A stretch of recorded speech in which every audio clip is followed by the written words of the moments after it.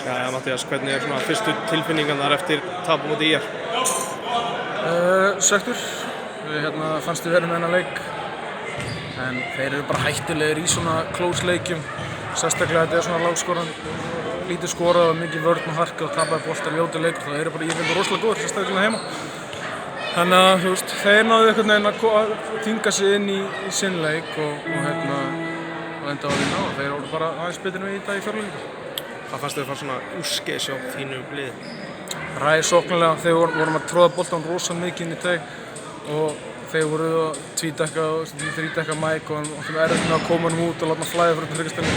Þannig að fyrst og fremst þá voru ekki að nýta nógu vel hvað það var að bakka teginn og láta boltan flæða fyrir utan. Bæði með að skjóta þryggstum og vera ástæða þegar þeir eru í klósum.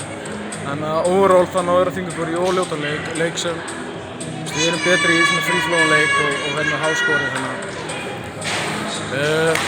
að þeir voru bara aðeins betri. Hvernig var fyrir þig að spila þennan leik? Verandi, það myndi verið hérna kannski maðurinn í nokkur ár í ÍR? Já, bara yndislegt. Það var svo góð tilbyrðing að vera að spila í október og það eru læti og menn að láta mann heyra og segja mann sé floppari og hitt og þetta. Þetta bara skemmtilegt. Ég veit að það var sagt í kærleik í höfum. Ég hef verið hinum einu við þetta. Láta þá fara að reyna að komast í hausinn á aðstæðingum. Þannig að ég hlýtt að geta verið hinn á mótiðum líka. Þetta bara lýsir upp leikinn. Þetta mjög skemmtilegt og ég bara ánægður með það. Skemmtilegur leikur og höfum þetta að vinna hann en overall skemmtilegur.